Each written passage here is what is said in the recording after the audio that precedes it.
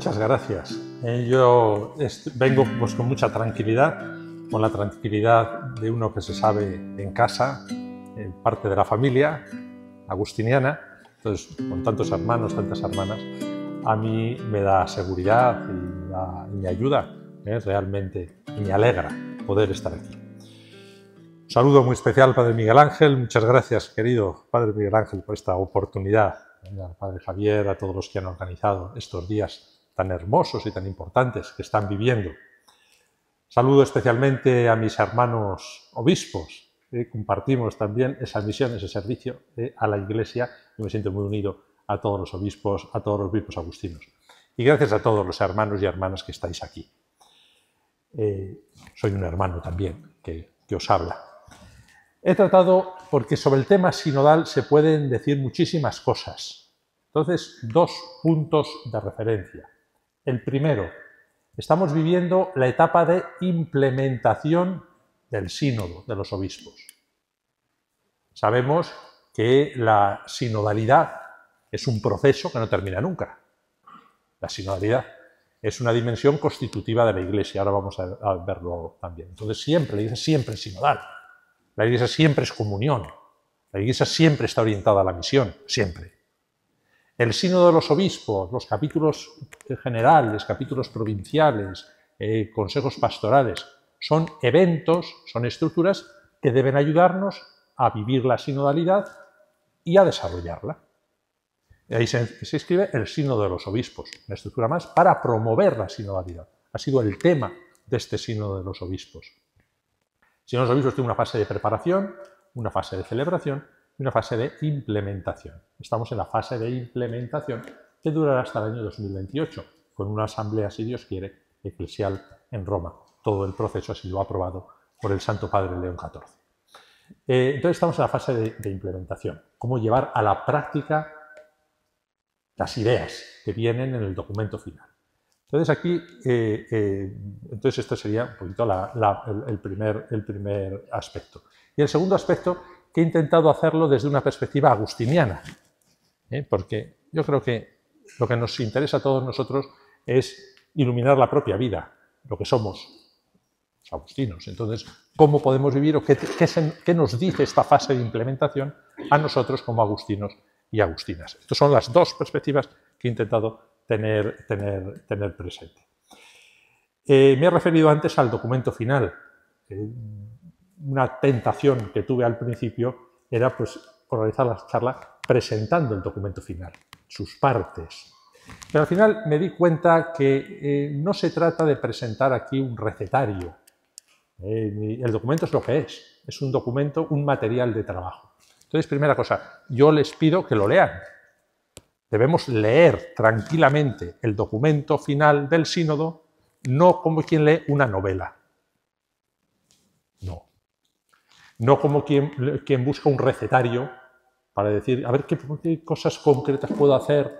No es eso. El documento final es un documento amplio que abre puertas. Abre puertas. Hay que pasar por la puerta. Es decir, inicia caminos. Entonces hay que leer tranquilamente el documento final, una lectura, yo propongo una lectura comunitaria, un grupo, para ver esto, cómo lo podemos vivir en nuestra circunstancia concreta. Porque un aspecto que vemos que ha salido en el sínodo de los obispos, en este proceso sinodal, son los contextos. No es lo mismo África que Europa. No es lo mismo América Latina que Oceanía. No es lo mismo Madrid que Lima. Es diferente, los contextos son diferentes. Entonces, se trata de vivir nuestra fe cristiana y nuestro carisma como religiosos en un contexto concreto, diferente. Pues luego veremos, tenemos también orientado a la vida consagrada, distinguir lo que es esencial de lo que son formas, maneras y desarrollos. Cabe una variedad, partiendo de la unidad. Esto como punto de partida. Lo he titulado La sinodalidad como kairos, una perspectiva agustiniana. Primero, la introducción. hay dos términos griegos, creo que resumen perfectamente la situación en la que estamos viviendo, a nivel de iglesia, a nivel de orden, a nivel de comunidad también, social. El primero es el término crisis. Crisis. Crisis significa momento de cambio profundo. Momento donde hay que optar y hay que tomar una decisión. Momento que pide una respuesta de nosotros. El documento final del sínodo afirma de forma rotunda, en el número 65, que la vida consagrada está llamada a interpelar a la Iglesia y a la sociedad con su voz profética. Creo que con frecuencia la crisis de los religiosos en general, y la nuestra quizá en particular, ese momento de decisión, de cambio, que exige de nosotros una respuesta, responde a tres exigencias. La primera exigencia es la coherencia. Todo el proceso sinodal es una llamada a la coherencia en la Iglesia, a la coherencia de nuestra vida, como cristianos, como religiosos. Coherencia. No se trata solo de citar a San Agustín en nuestros documentos, discursos y homilías, como dice San Agustín. Y es muy bonito, y citamos a San Agustín, nos gusta. Tampoco se trata de multiplicar declaraciones retóricas que abundan en lugares comunes que poco nos implica. Se trata de asumir la experiencia vital y existencial de San Agustín. Eso es ser agustino, eso es ser agustina, no lo que dice San Agustín. Podemos encontrarnos con alguno de nosotros, ¿no?, que nos escuche, alguno que nos escuche hablar de la comunidad agustiniana. Según San Agustín, la comunidad, alguno puede decir, uy, qué hermoso sería vivir con esta persona. A veces, la realidad, ¿cómo habla de la comunidad agustiniana? Qué bien, vivir con esta persona tiene que ser una maravilla. Ojalá. Entonces me refiero a eso, es la coherencia, necesidad de coherencia, que realmente la espiritualidad agustiniana, por así decir, empape lo que somos, nuestro corazón, nuestras acciones, nos identifiquemos con esa experiencia vital y existencial de San Agustín. Y debemos hacerlo, digo, en esta realidad concreta, geográfica y cultural. Coherencia primero. La segunda exigencia es la credibilidad. La vida religiosa agustiniana, entendida siempre como realidad eclesial, nos vincula al dinamismo de los orígenes y nos impulsa a un futuro de significatividad y de esperanza. Es decir, se presenta como alternativa creíble a los problemas, necesidades y retos del mundo. Sin duda alguna. Si no, yo puedo decir, yo no sería agustino, si no, yo estaría aquí. Yo creo, sinceramente, y todos nosotros igual, que la vida agustiniana, la espiritualidad agustiniana, da una respuesta válida al mundo de hoy, a las exigencias del mundo de hoy. Todos nosotros lo vemos. No vivimos de las glorias del pasado, sino de las raíces. Y por eso podemos ser fermento vivo en el presente.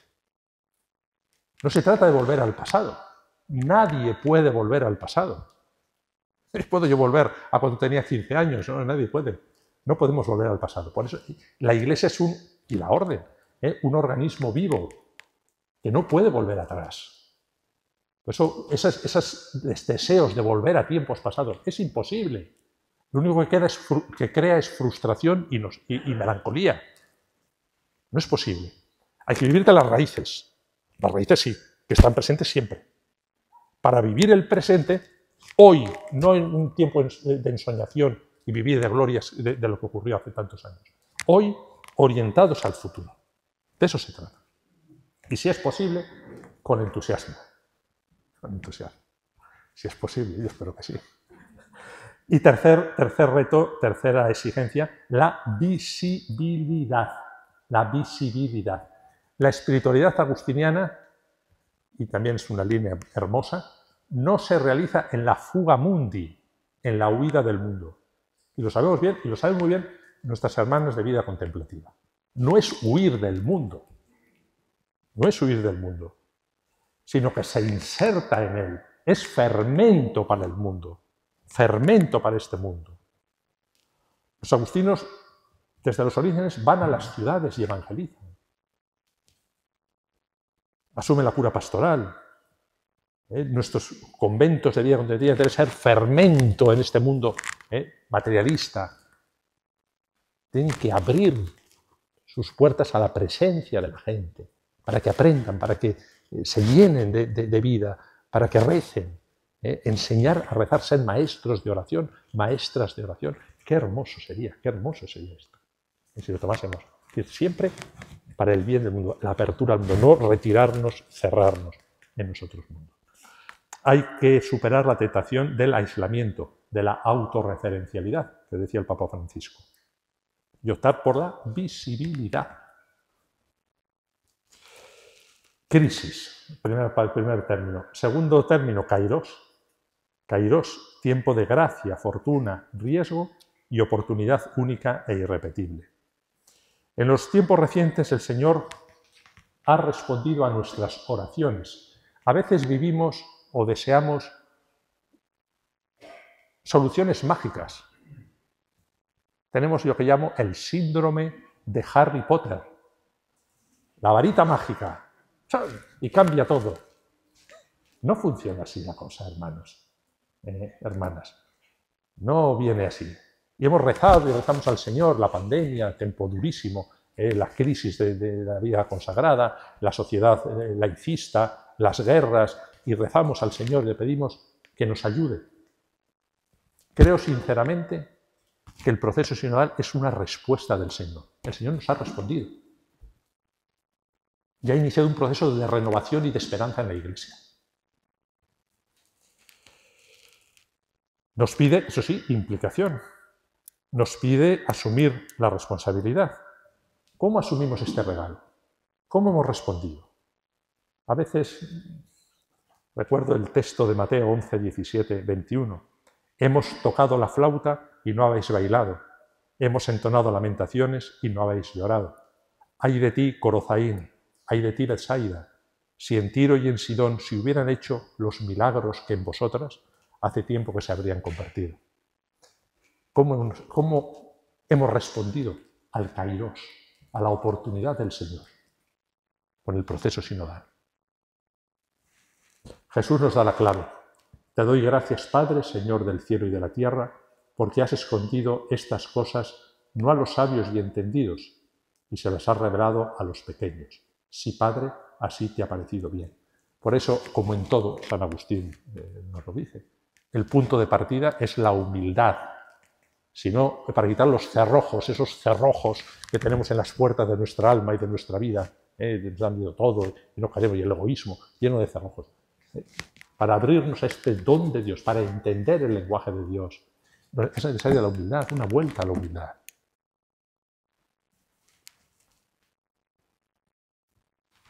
Segundo punto, ser cauce y no muro. Ya en el primer saludo al pueblo de Dios, el Papa León XIV afirmó con rotundidad: queremos ser una iglesia sinodal. No hay otra iglesia sino la sinodal. Es la iglesia de Jesús. No se inventa nada. No inventamos una iglesia nueva, distinta. Es la iglesia de los orígenes, la iglesia del Evangelio.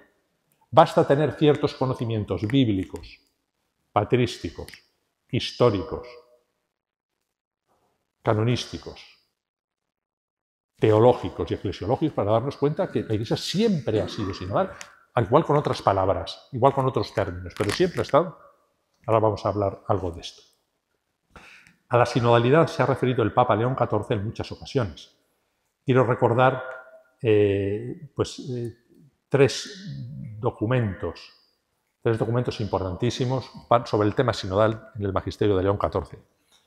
El primero es la homilía en la vigilia de Pentecostés de este año, el 7 de junio del 25.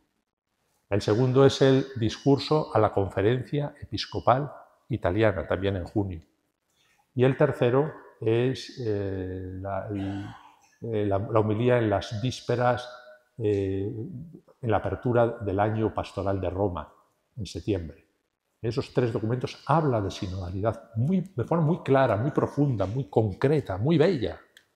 Y luego, si alguien, en el libro Entrevista, que han publicado hace un poquito, también se refiere también a la sinodalidad de forma muy clara y muy precisa. Es la Iglesia de Jesús. Es la Iglesia de Jesús. En la vigilia de Pentecostés decía, la tarde de mi elección, dice Papa León, mirando con conmoción al pueblo de Dios, recordé la palabra sinodalidad, que expresa felizmente el modo en el cual el Espíritu modela la Iglesia. En esta palabra resuena el sin, que quiere decir con, que constituye, atentos a esto, con, debemos caminar juntos con, sin no dos, sin, con, que constituye el secreto de la vida de Dios, porque Dios no es soledad, es el misterio trinitario. Dios es comunidad, comunidad en el amor, Padre, Hijo, Espíritu Santo. El con tiene, o sea, el nivel, el punto de referencia es muy alto, es la Trinidad. Es la Trinidad. No es un ajuste de estructuras, no es a ver cómo nos entretenemos, a ver quién manda. No. Hace referencia a la vida divina. Aquí hay una referencia agustiniana muy hermosa. Eso es comunidad en el amor.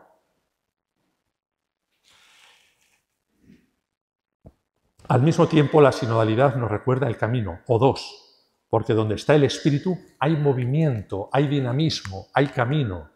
Somos un pueblo en camino, una iglesia viva, no un museo, que decía Juan 23. La iglesia no es un museo de arqueología, sino un jardín floreciente de vida. Hay vida. No somos restos arqueológicos, que hablamos una jerga que nadie nos entiende, tratamos temas que nadie importa y vivimos de un modo que no inquieta a nadie. Somos vida, somos fermento. Lo que está en juego, por tanto, es la comunión y el dinamismo. Esa es la sinodalidad. Comunión y dinamismo. Aquí encontramos algunos errores y prejuicios en todo este proceso sinodal. No comprender bien la sinodalidad tiene consecuencias decisivas. En lugar de ser cauce para la gracia de Dios, somos muro. Esto es muy serio, ¿eh?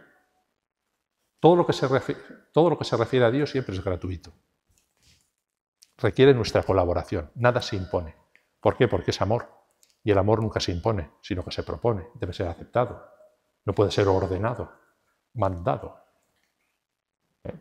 Propuesto. Entonces, esta es una oferta, una respuesta de Dios, un kairos, que requiere nuestra colaboración. Y entonces podemos ser de nuestra colaboración o no. Podemos ser cauce, a través del cual esta gracia de Dios llega y se concreta en nuestra vida, o podemos ser muro que bloquea. ¿Qué he sido yo? ¿Cauce ante el proceso sinodal o muro? Porque a veces no solamente me bloqueo para mí, sino bloquear significa bloqueárselo a los demás también. Y bloquear la gracia de Dios para los demás es muy serio, ¿eh? Es muy serio. ¿Qué he sido?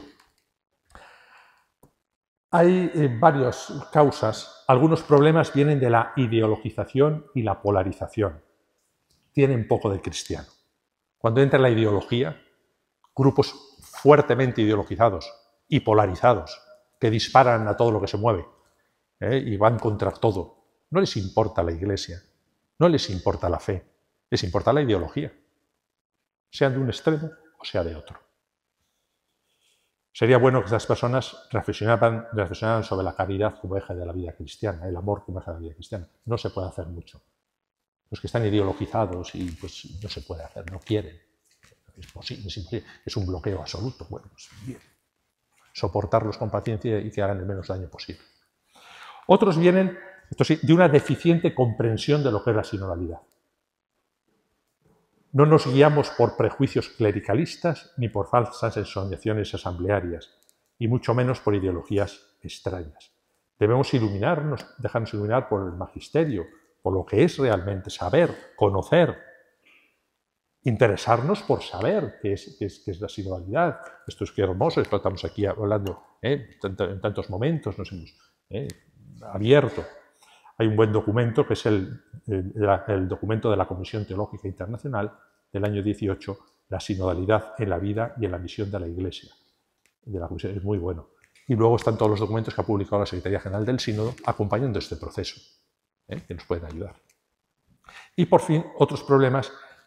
O sea, unos problemas vienen de la ideologización, que esos son muy difíciles porque no quieren cambiar. Otros vienen de la falta de formación, pues vamos a formarnos. Hasta el documento final, pues vamos a cómo podemos aplicarnos, también por grupos, hay mucho material preparado en las diócesis, en la Confer. Y por último vienen otros problemas del miedo y de la comodidad. No estamos dispuestos a asumir lo que significa la sinodalidad y presentamos excusas. No hace falta, siempre se ha hecho así, ya se ha terminado con el sínodo. La sinodalidad es una dimensión constitutiva de la Iglesia que nos remite a lo que la Iglesia es en sí misma. Al final, ¿qué es? ¿Que me mueven mis seguridades? ¿Que me pone en camino? ¿Que me saca de mi rutina? Pues que a lo mejor estoy viviendo una vida rutinaria y falsa. Una vida cristiana falsa. Una vida agustiniana falsa, rutinaria, hecha de seguridades. No, hermanos, el Espíritu Santo mueve, conmueve. Espíritu de vida. Hay que espabilar, hay que despertar del sueño. Ahora estamos medio como adormilados, hay que unas rutinas, y luego nos quejamos de que no hay vocaciones, o nos quejamos de que el mundo no crea. Sinodalidad, ¿qué es sinodalidad? Primero, sinodalidad está en la definición, es profundizar en la comunión con Cristo y con los hermanos y hermanas. Una cosa tan complicada y tan rara. Tener la experiencia de Cristo Jesús, profundizar en el conocimiento de Cristo, en la experiencia de Cristo. Todo esto viene en el documento final. Eso es la sinodalidad. Y incorporarnos a Cristo, el Cristo total de San Agustín, significa incorporarnos a la Iglesia. No se puede vivir la fe cristiana en soledad. Nosotros que somos agustinos, pues también lo sabemos bien. No se puede vivir la vida agustina en soledad, sino en comunidad, aún más, en comunión. En comunión.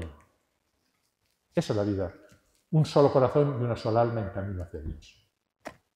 Todo lo que sea división, todo lo que sea aislamiento, todo lo que sea egoísmo, todo lo que sea soledad infecunda, va contra la esencia del carisma agustiniano y contra la fe cristiana. Contra la fe cristiana. El Señor es comunidad, es amor, el eje es el amor. Entonces es profundizar en la comunión con Cristo y con los hermanos, en la Iglesia, en la realidad de la Iglesia. Esto nos lleva a desarrollar la propia vocación, a ser corresponsables, en corresponsabilidad diferenciada, que dice el documento final. Es decir, que el laico debe asumir la vocación laical. Es una vocación. El religioso, religioso. Sacerdote, sacerdote. Desarrollar. ¿Eso a qué me mueve? Y por eso hay un llamamiento muy fuerte al desarrollo, y viene del Concilio Vaticano II, de la realidad laical en la Iglesia. El laico no es aquel que consume sacramentos y ayuda en lo que puede, o en lo que le parece. No. Entonces, a ver qué concedemos a los laicos para que estén tranquilos y... No. No es que tú concedas nada, es que viene del bautismo, la exigencia del bautismo. El religioso como religioso. Cada uno, sin clericalizar al laico, por favor, sin clericalizar al laico, sin laicizar al clero. Cada uno siguiendo su propia vocación. No es ni mejor ni peor, es distinta. Es distinta. No somos más. El sacramento básico, lo vamos a ver ahora, es el bautismo. Entonces, la corresponsabilidad diferenciada. ¿Para qué? Para la misión, para evangelizar, para dar testimonio de Cristo. La finalidad de toda la sinodalidad es la evangelización. Comunión, participación, misión. Esa es la sinodalidad. Es algo tan raro. Es una invención del Papa Francisco. Es lo que la Iglesia es. Siempre ha sido así, la Iglesia. Es revitalizar esta realidad. Esa es la sinodalidad. Esa es la sinodalidad. Y esto exige de nosotros conversión. La Iglesia sinodal no existe sin conversión espiritual. La espiritualidad sinodal brota de la acción del Espíritu Santo, se insiste tanto en el documento final, y exige la escucha de la palabra de Dios, la contemplación, el silencio y la conversión del corazón. Si no, es imposible. Nos venimos no para ver, a ver qué opinamos. ¿Qué opinamos? La sinodalidad es opinar, todos. No es opinar, todos. Es escuchar primero. Escuchar al Espíritu, que habla en el pueblo de Dios, para poder discernir. Insiste el documento final en los primeros números sobre esto. Y para eso hay que hacer silencio. Y para eso hay que orar. Y para eso es que hay que escuchar y leer la palabra de Dios. Ya he dicho en otras ocasiones que en el proceso sinodal un aspecto muy difícil, que yo me he encontrado en muchos lugares, muy complicado, ha sido precisamente la oración comunitaria. Nos cuesta mucho. No sabemos hacerlo. No es repartirnos hojas y cada uno lee un trocito y cantamos juntos una canción y luego hacemos a dos coros la oración. No, eso es rezar juntos. La oración comunitaria brota del único corazón. La comunidad unida en comunión, que ora con una sola voz al Padre, que brota del Espíritu. Nos cuesta muchísimo, no sabemos. No sabemos. Pues ahí tenemos una asignatura pendiente y vamos a ver. Nosotros tendríamos que ayudar, a enseñar, acompañar. Un reto para las contemplativas y para todos nosotros como agustinos. Eso es. Entonces, el documento final nos habla de conversión y todo el proceso insiste en esto. Conversión a Cristo, experiencia de Cristo, transformación en Cristo. Al final es esto. Esta es la vida cristiana. Y la estructura del documento final nos ofrece una preciosa síntesis. La parte primera se titula Llamados por el Espíritu a la conversión. La parte segunda, la conversión de las relaciones. Parte tercera, conversión de los procesos. Y parte cuarta, la conversión de los vínculos. Y parte quinta, formar un pueblo de discípulos misioneros, la conversión misional. Y es la conversión a Cristo que se transmite y se concreta en la conversión en todos los aspectos de nuestra vida, en todas nuestras estructuras. Fundamentalmente, la conversión doble. Primero, una conversión, nos dice el documento final, a la santidad. A la santidad. La sinodalidad, hemos dicho, tiene como objetivo la coherencia y la santidad en la Iglesia. Debe quedar claro, la Iglesia sinodal es la única Iglesia, la del Señor Jesús. Lumen Gentium nos recuerda, y está citado en el documento final, que todos los que creen en Cristo, cualquiera que sea su estado o condición, están llamados a la plenitud de la vida cristiana y a la perfección de la caridad. Y segundo, que esta santidad promueve en la misma sociedad terrena un nivel de vida más humano. Es decir, todos estamos llamados a la santidad. A veces hablar de santidad todavía nos puede parecer una cosa extraña. Pueden ser santos los otros, no yo, no hermano, hermana, tú. Estás llamado como exigencia. Como exigencia. Debe ser santo, santa. Es decir, identificado con Cristo. Para testimoniar a Cristo en el mundo. No es una santidad etérea que te eleva y te manda a las alturas, sino que te inserta en el mundo y te has de ser fermento y te has de ser levadura en el mundo de hoy, para que el mundo crea en Cristo Jesús. Conversión a la santidad. Y segundo, la conversión relacional. Habla el documento final, el número 50 y siguientes. Solo si miramos el Evangelio podemos trazar el mapa de la conversión que se nos pide, aprendiendo a hacer nuestras las actitudes de Jesús. Debemos aprender del Evangelio que el cuidado de las relaciones, los lazos fraternos en la Iglesia, no es una estrategia, no es un modo de mayor eficacia en nuestras obras, no es eso, sino es la forma en que Dios Padre se ha revelado en Jesús y en el Espíritu. A veces, y también lo he comentado últimamente en algunos lugares, hablamos, ya vamos a celebrar la Eucaristía, Y decimos, queridos hermanos y hermanas en nuestras homilías. Y a veces es mentira. A veces es mentira. Porque no nos conocemos. Y si no nos conocemos, no nos queremos. Y a veces hay un déficit comunitario, de comunión en nuestras comunidades. Comunidades parroquiales, nuestras eucaristías de las 12, de la 1, va gente que no se conoce. No hay comunidad, no hay comunión. Entonces, si no hay comunión, no hay comunidad, no puede haber comunión con Cristo. Cristo está unido a su iglesia, no hay otro. Entonces, esto es un reto para todos nosotros. Es un reto para nosotros que somos expertos en comunión, expertos en comunidad, como agustinos, como agustinas.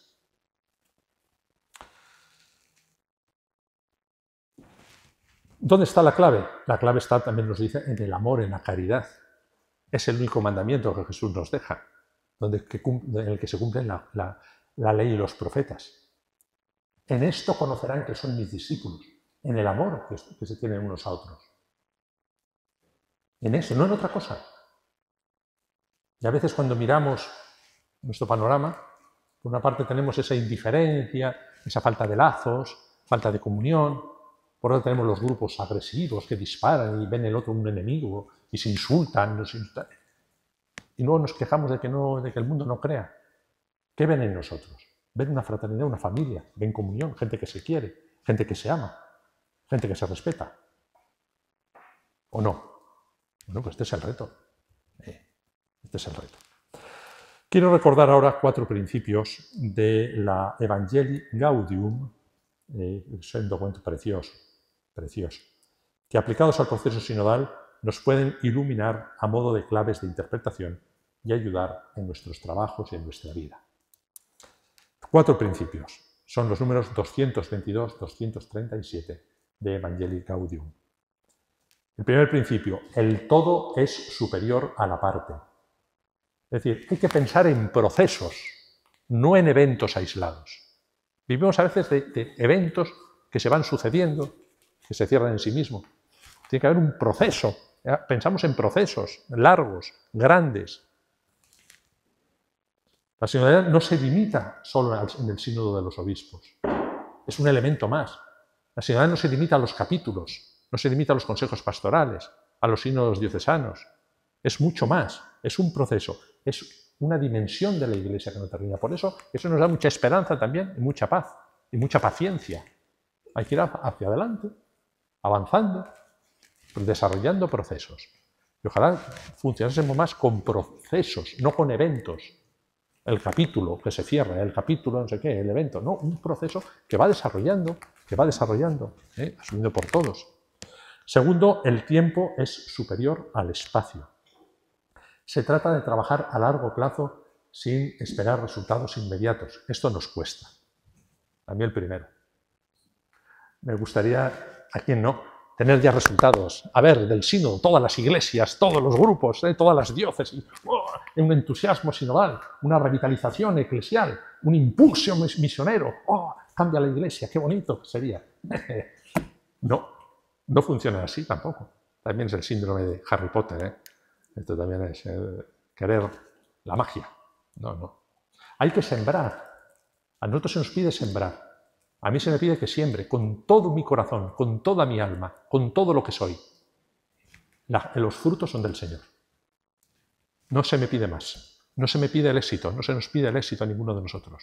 No se nos pide el aplauso del mundo, sino que sembremos. El Señor aparecerá los frutos, yo estoy seguro. Van saliendo frutos.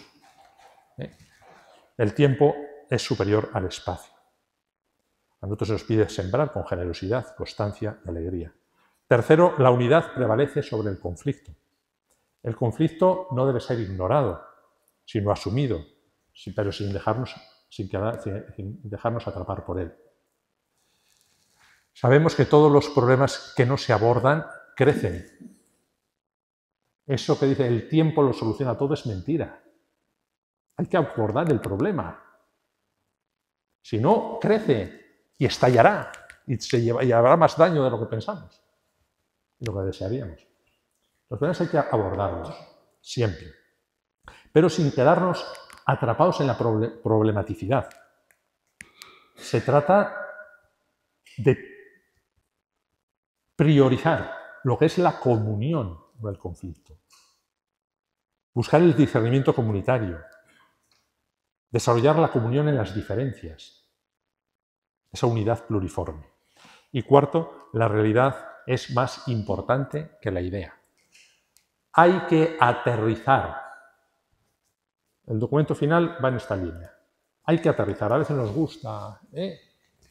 Hay que pasar de las musas al teatro. No sé si no las 24, pero sí ya. No estar dando vueltas y teorizar. A veces son escapatorias, son huidas. Teorizamos y hacemos principios y estudios y otro estudio. Y cuando se termina el estudio y el documento, hacemos otro estudio y otro documento. Y seguimos así constantemente. Hay que parar en un momento.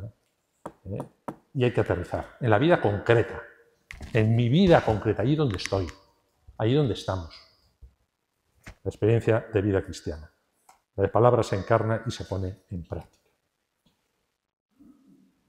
Tercero, claves sinodales aparecen en el documento final. Voy a hablar de 3. Hay más, pero tampoco 3. El primero es el bautismo. Retomando la eclesiología del Concilio Vaticano II, sobre todo Lumen Gentium y Gaudium et Spes, paréntesis, ¿cuánto tiempo hace que no leemos el Concilio Vaticano II? ¿Cuántos documentos hemos leído seguidos? Bueno, hay que volver al concilio, hermanos.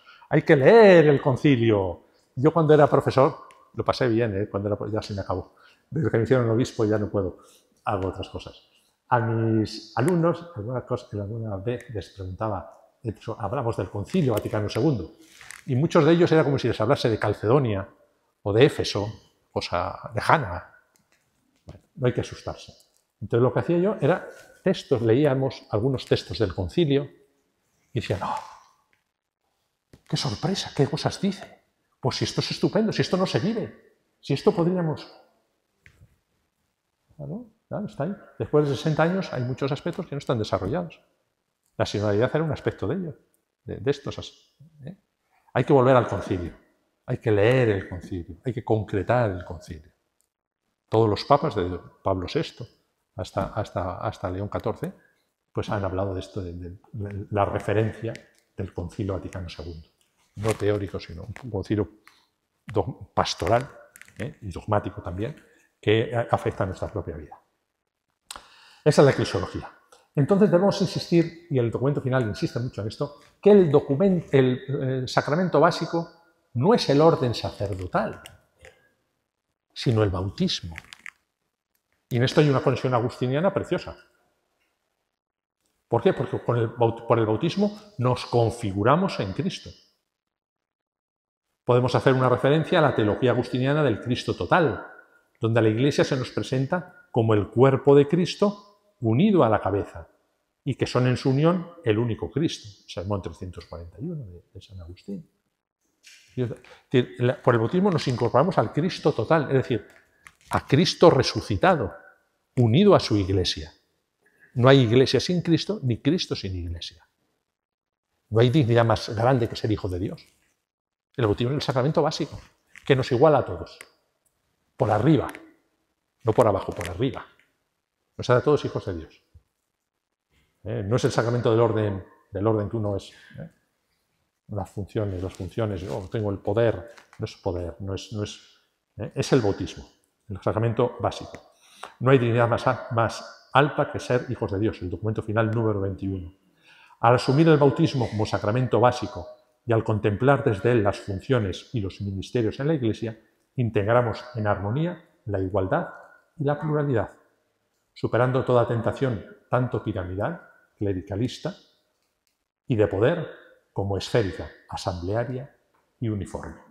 Y el bautismo nos incorpora a Cristo y a la Iglesia, seguir a Cristo de diferente manera cada uno.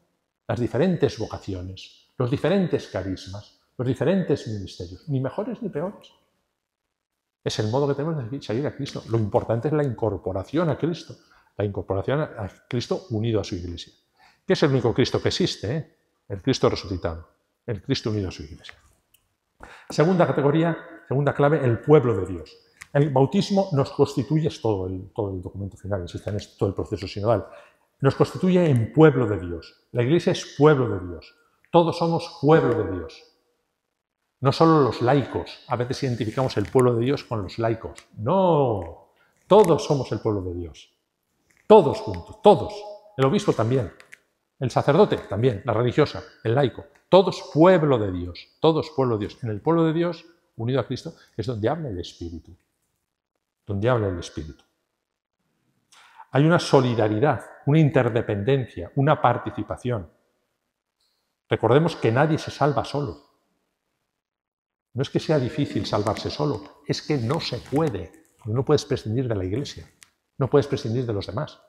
Por eso toda opción de egoísmo, de aislamiento, de soledad, es anticristiana. Nadie se salva solo. Solo te puedes salvarte en la Iglesia. La Iglesia es sacramento universal de salvación, porque es el cuerpo de Cristo. Toda la teología tan hermosa del cuerpo de Cristo. O también el de San Agustín, Sermón 340. Para vosotros soy obispo, con vosotros soy cristiano. Con vosotros, para vosotros. El misterio es un servicio. Es un servicio, no un poder. Hay que entender la autoridad siempre como servicio, no como poder. El otro día comentaba en Alicante, les hacía gracia, digo, pero es muy real. Digo, a veces nos traiciona el lenguaje, Nos traiciona el lenguaje. Ya hemos logrado, gracias a Dios, que en el boletín vaticano, cuando nombraban a un obispo, la nomenclatura era, ha sido elevado a la dignidad episcopal. ¡Qué horror! Yo pensé que el episcopado era un ministerio, es un servicio, no una dignidad, que soy elevado. Es el sacerdocio, y podemos decir el episcopado o del presbiterado, del sacerdocio. Por favor, no es el sacerdocio levítico. El sacerdocio levítico era extraído del pueblo y elevado, porque era indigno. El único sacerdote es Cristo Jesús. ¿Y qué hace Cristo? Se abaja y entra. Nosotros participamos de ese sacerdocio, tanto el sacerdocio común como el sacerdocio ministerial. Es un servicio, es un servicio. Por ejemplo, otra expresión, ha sido reducido al estado laical. O sea, baja, reducido. No vale. Cuando los párrocos toman posesión de la parroquia o de la diócesis, ¿cómo que tomas posesión? ¿Es tuya? Es el lenguaje. Es el lenguaje que nos hace ver que todavía no, hay que cambiar esos. Hay otras expresiones, el Papa, hermoso, desde Juan Pablo I, ya no es la coronación, la toma de posesión de la diócesis de Roma, es el inicio del ministerio petrino, inicio del ministerio, inicio del servicio. Qué hermoso hablar así. Esto es lo que decía. Y tercero, vocaciones y carismas. La Iglesia expresa la belleza de su rostro pluriforme, y aquí extraemos dos consecuencias. En primer lugar, cada persona conserva su peculiaridad personal y no se anula cuando se integra cordialmente en la comunidad. Entonces, el Evangelii Gaudium de Francisco, en el número 235. Que cada uno tiene su personalidad propia, su realidad, no se mezcla en una especie de amalgama. Es la comunidad malentendida. La comunidad malentendida. Y segundo, el proceso sinodal no significa invalidar la realidad jerárquica de la Iglesia. No significa invalidar la realidad jerárquica de la Iglesia. No se anulan las vocaciones tampoco, sino que se potencian y se ponen en interrelación. La armonía creada por el Espíritu no es uniformidad. Todo don eclesial está destinado a la edificación común. El documento final, número 26. Tenemos la hermosa imagen de la Iglesia como familia de Dios de referencia agustiniana. Unidad en el amor, integración de la variedad y orientación al bien común. Qué hermoso es para la Iglesia nuestra. La espiritualidad agustiniana como referente sinodal. Muy brevemente también. La espiritualidad agustiniana es netamente sinodal. Primero, la comunión. La misión de la Iglesia es buscar y recorrer caminos de comunión que encuentra su modelo, hemos dicho antes, en el misterio de la Trinidad. El Papa León XIV insiste mucho en esto. San Agustín sitúa la tarea de realizar el principio del anima una et cor unum in Deum y de testimoniarlo. La comunión en la Iglesia no se presenta como uniformidad, sino como unidad en la diversidad de los carismas. El carisma específico de cada uno debe estar siempre al servicio de los demás, para que a través de él todos disfruten de sus propios beneficios. La comunión es esencial para la espiritualidad agustina. La comunidad pero entendida en la línea de la comunión, unión de almas y corazones en camino hacia Dios. Yo en esto personalmente digo, me hace pensar mucho, porque esto es para lo que hemos sido llamados los agustinos, para esto, para tener una sola alma y un solo corazón en camino hacia Dios. Y a veces vamos a otras cosas.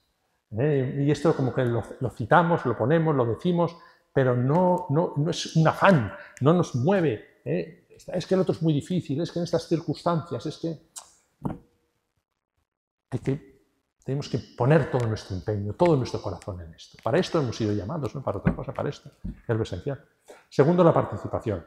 La Iglesia es communio fraternitatis y está constituida por vínculos de fraternidad. San Agustín, Sermón 162a. Así pues, hermanos, vemos que cada miembro en su competencia realiza su tarea propia. Las funciones son distintas, pero la salud es única. En los miembros de Cristo, la caridad es lo mismo que la salud en los miembros del cuerpo. La orden no la forman solo los frailes, sino también las monjas, los laicos, la familia agustiniana se amplía, tantas personas. Debemos estar más conexionados, más interrelacionados, mucho más. Realmente esa dimensión de familia agustiniana.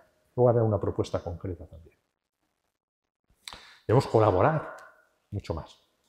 Y tercero, la misión. La Iglesia peregrina en el mundo está al servicio del hombre, de los hombres como tales.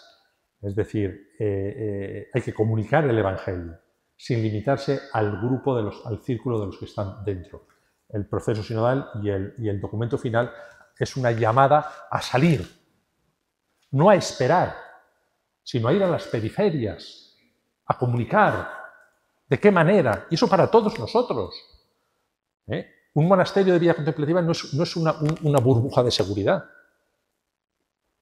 Es una simiente de evangelización. Y nosotros lo mismo, no debemos estar sentaditos así. Pues que si vienen, pues yo les atiendo muy bien, les acojo, pues soy muy bueno e intento acogerles. No estés tú esperando, vete a buscarlos. Vete a buscarlos. El buen pastor va a buscar la oveja perdida, vete, que no sabes dónde están, que no sabes con qué lenguaje les tienes que abordar, tienes que escucharles también a ellos. ¿Cuáles son las periferias de tu comunidad? ¿Cuáles son las periferias de tu provincia? ¿Cuáles son las periferias de tu monasterio? Búscales, vete a ellos, llámales. Que no quieren, bueno, ¿te cansas tú? A la primera ya me he cansado. A la primera ya no. No, habrá que ver. La misión. Los agustinos, en cualquiera de las órdenes que componen la gran familia agustiniana, asumen la herencia espiritual del obispo de Hipona, con quien se identifican, y desde la propia realidad de las órdenes mendicantes aparecidas en la Edad Media, que tienen un componente muy fuerte en nuestra espiritualidad.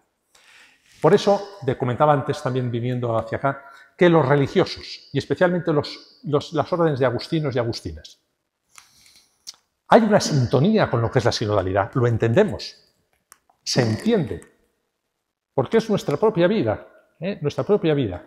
Pero eso es una responsabilidad también para cada uno de nosotros, como personas y como grupo también. Por ejemplo, a diferencia de las órdenes monásticas, las casas de los frailes mendicantes, las monjas es distinto, no se llaman monasterios, sino conventos, de convenir, reunirse, hermoso, son conventos. Los miembros de la orden no se denominan don fulano, don mengano, como los curas, sino fray, frater, hermano. Fray fulano, fray mengano, hermano. Esto es importante, nos da un trasfondo muy hermoso. La autoridad no es el abad, abbas, padre, que era vitalicio, ese es padre siempre, un abad, un papá, un abad, vitalicio, sino un prior, primero entre los iguales. con un mandato siempre temporal, no vitalicio. La estructura suprema de gobierno la constituyen los capítulos, locales, provinciales, generales, que se celebran periódicamente y con una participación directa o indirecta de los frailes. Y no se profesa, las monjas es diferente, la vida contemplativa tiene otra estructura, pero los frailes no profesan para un lugar determinado, estabilidad, sino se profesa para toda la orden, al servicio de la Iglesia, sin disponibilidad e itinerancia. Son estructuras muy sinodales. Muy sinodales en nuestro... Se trata sencillamente de vivir el carisma agustiniano, superando, y esto sí, un llamamiento que, al hilo de lo que dice el documento final, superando el peligro de asumir otras espiritualidades. Ojo, excelentes, meritorias, pero que difieren de nuestro carisma. Me refiero, por ejemplo, nosotros no somos benedictinos. Es otra espiritualidad. Nosotros no somos curas seculares. Nosotros no somos miembros de un movimiento de vida laical. Son espiritualidades estupendas, meritorias, pero son otras espiritualidades, otras realidades, para otras personas, otros carismas. Nosotros debemos ser agustinos o agustinas. Vivir el carisma agustiniano, que es lo que el Espíritu Santo ha suscitado, a lo que nos llama y como podemos fecundar y ayudar a la Iglesia. Se nos pide conocer, amar y testimoniar el don que el Espíritu ha suscitado en nosotros para el bien de la Iglesia. Por todo ello, las órdenes agustinianas, todas las órdenes agustinianas, deben ser modelo de sinodalidad para la Iglesia. Venga, modelo de sinodalidad para la Iglesia. Cuando quieran saber cómo se vive la sinodalidad en la Iglesia, ¡pum!, se dirijan a nosotros, nos ven, cómo vivimos, lo que hacemos, aprenden. Aprenden. Eso es. Por la herencia espiritual de San Agustín, por la realidad de las órdenes, por su dimensión eclesial. Aquí, pues muchas gracias a todos los hermanos y hermanas que dan tanto testimonio. Yo he encontrado tantos momentos, tantos viajes, agustinos, agustinas, dan testimonio, muchos de ellos estupendos.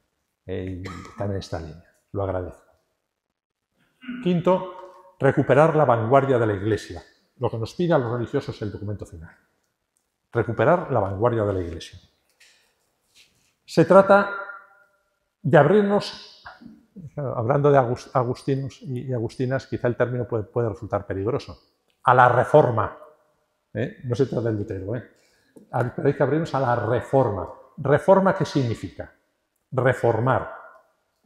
Tiene dos significados. Uno es volver a la forma original, reformare, volver a la forma original, y otras son renovación, revitalización. Para que se dé esta segunda acepción es necesario el primero. Hay que volver a la forma original, reforma, reforma, es decir, volver a las raíces, desde lo que somos. Vivir nuestras raíces no significa reducirnos a lo de siempre, ni a repetirlo cansinamente del mismo modo, dejándonos llevar por seguridades materiales o estructurales. La fidelidad nos lleva a pensar en grande, a abrirnos a la novedad y al cambio, a la fuerza del Espíritu que un día nos hizo salir de nuestra tierra, de nuestra parentela, para llevarnos a otra realidad. Hermanos, no podemos vivir nuestra vocación mediocremente. Hay que vivirla radicalmente, con fuerza, por la dignidad de la propia vocación y por nuestra propia dignidad.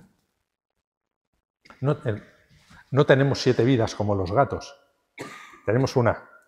Qué triste perderla, ¿no? Y uno al final diga, he perdido la vida. Qué triste. No podemos perder la vida. Hay que vivir, recuperar la ilusión, recuperar la fuerza. Eso es lo que tenemos que hacer. Debemos testimoniar en la vida cotidiana lo que ni el ojo vio, ni el oído oyó, ni el hombre puede pensar lo que Dios ha preparado para los que le aman. Por eso conviene recordar la historia de la propia vocación. Conviene ir a las raíces personales y también comunitarias, revitalizar, revivir el carisma. Por eso hay 4 retos, tenemos 4 retos, brevemente. más, pero eso primero el reto cristológico. El reto es que resulta imprescindible recuperar la centralidad de Cristo y la experiencia de Cristo. Todo el documento final es un clamor sobre esto. ¿Cómo conocemos a Cristo? A Cristo se le conoce experiencialmente, y si no, es un conocimiento falso, mentiroso. No conocemos a Cristo. No se le puede conocer por lo que... Y a mí me gusta la teología, soy teólogo. Por lo que leo en los libros, por un tratado de eclesiología, y me gusta, y problemas, y por lo que leo en libros. A una persona la conocemos, podemos decir, yo conozco muy bien a esa persona por lo que nos han dicho de ella. Me han dicho que fulanito es así, tiene estas características físicas, es de tal manera. Nos hacemos una idea, pero es mejor conocerlo si vemos una fotografía, ya es así, o vemos un vídeo, vemos cómo habla, mejor.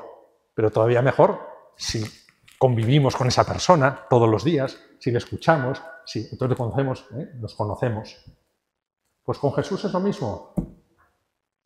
Con Jesús es lo mismo. Por lo que nos han dicho, por los libros, por lo que hago. El único conocimiento es experiencial, porque Jesús es una persona viva. No recordamos a un muerto. A veces da la impresión de que Jesús es un muerto, muy importante, muy hermoso, con doctrinas muy bonitas, muy hermosas, pero muerto. Un personaje del pasado. El único Cristo que existe es el Cristo resucitado, San Agustín, unido a su iglesia. Cristo vivo, vivo, una persona viva. Entonces, ¿tengo yo la experiencia de Cristo? Vivo.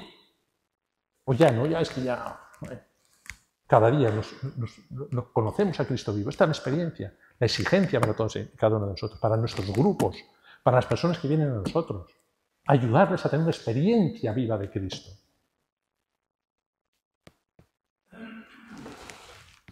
Por eso también significa potenciar la dimensión espiritual, no espiritualista, sino encarnada, hecha historia como el Verbo.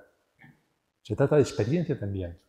Cristo se hace hombre, entra en la historia. Hay que vivir la espiritualidad encarnada en el mundo. Y recuperar también toda la eclesiología del Cristo total agustiniana y sus implicaciones. Segundo, reto eclesiológico. Sentire cum ecclesia. No podemos aislarnos, permanecer al margen, pensando que no necesitamos de nada ni de nadie. Yo he encontrado a veces a frailes, a monjas, que no les importa el jubileo, no les importa el sínodo, no les importa la realidad eclesial, no les importa lo que hace la conferencia episcopal, no estamos cerrados en nuestro mundo, en nuestro guiso, cada vez más cerrados, cada vez más tristes, cada vez más míseros, cada vez más muertos. Sentir con la Iglesia. Todo lo que se cierra en sí mismo se muere, siempre, siempre. Una persona, una comunidad, una provincia, una orden cerrada en sí misma se muere, está muerta. Hay que abrir. Hay que salir, hay que servir, no solo físicamente. Una de las hermanas de vida contemplativa va a decir, tenemos que salir del convento, del monasterio. No se trata de eso. Salir espiritualmente, no cerrarte, sino ofrecer, dar, conectar, evangelizar. De eso se trata. Por eso es importante la relación entre las diversas sensibilidades de la orden de Agustino Recoletos.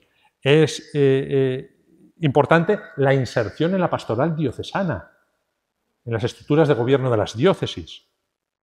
También en la relación intercongregacional. Un reto que tenemos es poner todo en interconexión, relacionarnos con los otros, para enriquecernos con otros carismas y para enriquecer con nuestro carisma. Hay que insertarse en las diócesis, participar de las estructuras diocesanas. También significa tener sentido agustiniano, es decir, colaborar con los demás miembros de las órdenes agustinianas, con la familia agustiniana. Qué hermoso, y eso es un sueño, yo no sé, pero yo espero que sí, que poco a poco vayamos haciéndolo. Sí, que sí. Sería hermoso ejercer un liderazgo en la Iglesia. Tenemos un Papa Agustino. Hablar con una sola voz en la Iglesia. Poner en interrelación las diversas órdenes de agustinos, de agustinas. Tener una voz sobre el tema de la paz, el tema de la casa común, el tema de los emigrantes, los problemas del mundo, los problemas, tantas cosas, la soledad, la vida, una voz agustiniana, como agustinos. Yo personalmente creo que el mundo y la Iglesia tiene necesidad y tiene derecho a que nosotros sirvamos a la Iglesia y ofrezcamos nuestra voz, nuestro carisma. Hay que ponerse mucho más en relación, hay que espabilar, hay que ser fuertes. La fuerza viene de la comunión, de la unión.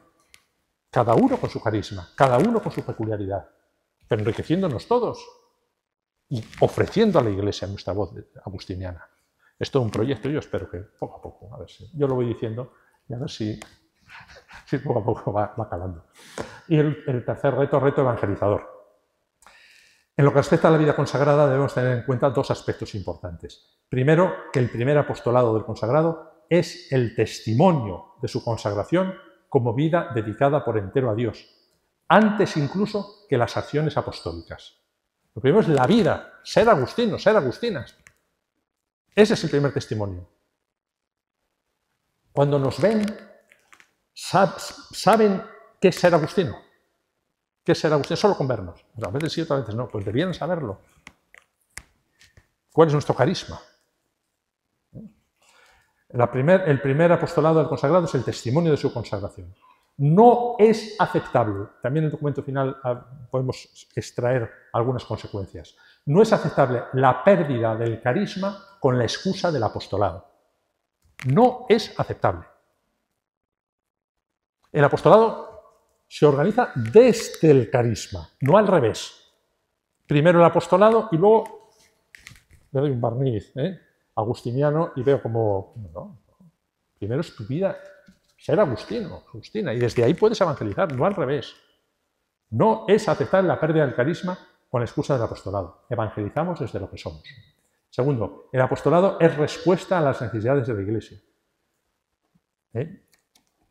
Por eso la vida agustiniana debe estar siempre en salida. ¿Qué necesita la Iglesia hoy de nosotros? Y estar en la vanguardia allí donde estemos. No en la retaguardia, en la seguridad, viendo de qué manera se nos exige lo menos posible y estamos lo más cómodos posibles. No, ¿qué nos pide la Iglesia? ¿Dónde está la vanguardia en aquello que nos ha pedido la Iglesia? Allí donde estamos. Pues desde ahí, organizamos nuestra misión.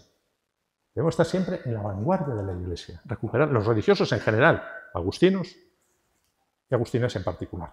Cuarto, reto estructural. La participación, por una parte, la vida religiosa agustiniana es participativa y corresponsable en su esencia, participativa y corresponsable. Es decir, por eso la centralidad de los capítulos, la periodicidad de su celebración. Si resultan un peso o un trámite más o menos molesto, con expresiones del tipo no sirven para nada, se nos está indicando que algo no va bien. ¿Cómo son nuestras estructuras de participación? Internamente en la orden y en nuestros apostolados. ¿Funcionan los consejos pastorales en nuestras parroquias? ¿Tienen vida? ¿Escuchamos a los demás? ¿Fomentamos la participación? Segundo, la necesidad de escuchar y de implicar. Debemos ser modelos para la Iglesia. Un agustino, una agustina clericalista y piramidal es un contrasentido. Nuestro estilo es inclusivo y horizontal, en la línea de la eclesiología del pueblo de Dios, el cuerpo de Cristo y la familia de Dios. Y segundo, dentro de este reto estructural, la transparencia, la rendición de cuentas y la evaluación. Es un tema muy importante en el documento final del sínodo. Es necesario contar con estructuras y formas de evaluación periódica del ejercicio de las responsabilidades de todo tipo, el número 100. Tienen que funcionar la transparencia, la rendición de cuentas. Necesariamente, la comunidad tiene derecho a que se le informe. Debe haber información. Debe haber evaluación. Esto es algo que nos cuesta también mucho en la Iglesia, la evaluación. Hacemos y luego ya vamos a aportar. Es que todos los procesos deben incluir estructuras de evaluación, momentos de evaluación, para ver qué va bien, qué va mal y potenciar. Bien, termino la conclusión. Mira, hago nuevas todas las cosas. Apocalipsis 21:5. Estamos viviendo un kairos, una oportunidad de la gracia. Como he señalado en otra ocasión, frente al peligro del pesimismo, la tentación de la rutina y las opciones de retaguardia, la vida consagrada se abre hoy a la esperanza fundamentada en la fuerza del Espíritu que nos une a Cristo y a la Iglesia en este momento de la historia. Solo así resultará posible el entusiasmo vocacional, el testimonio dinámico y creativo y las opciones de vanguardia. Solamente así seremos creíbles. Francisco, en el año 2024, en la homilía en la Jornada Mundial de la Vida Consagrada, decía que lo peor que nos puede ocurrir a los religiosos en general es caer, lo que él llamaba, en el sueño del espíritu, el sueño del espíritu. Es decir, dejar adormecer el corazón, anestesiar el alma, almacenar la esperanza en los rincones oscuros de la decepción, la resignación y, en ocasiones, de la amargura. A pesar de los límites, la aparente lentitud o la desigual implicación, la semilla sembrada ya está dando frutos. Se requiere humildad y paciencia y confiar en el Espíritu que hace su obra. El pesimismo es un mal, es un cáncer que nos corroe. No tenemos derecho a ser pesimistas. Yo no lo soy y creo que ninguno de nosotros debemos serlo. No hemos sido llamados por el Espíritu. Porque quien se abre al Espíritu, quien confía en el Señor, no debe ser pesimista. Nunca. Estamos viendo el jubileo de la esperanza. Termino con el vibrante llamamiento de León XIV. El discurso del 28 de junio del 25. Mi amado predecesor, el Papa Francisco, nos instó incansablemente a todos a llevar adelante la renovación de la Iglesia promovida por el Concilio Vaticano II. Nos sigue pidiendo superar la autorreferencialidad, ser más pobres y escuchar a los pobres, intensificar los vínculos de comunión. De hecho, es siempre nueva la búsqueda de una espiritualidad en la que la oración, el trabajo y la alegría se entrelazan en la fidelidad a los lugares y a las cosas de cada día. Pues que el Señor nos ayude a abrirnos a la gracia del Espíritu y a testimoniarlo así en este momento de la historia. Muchas gracias.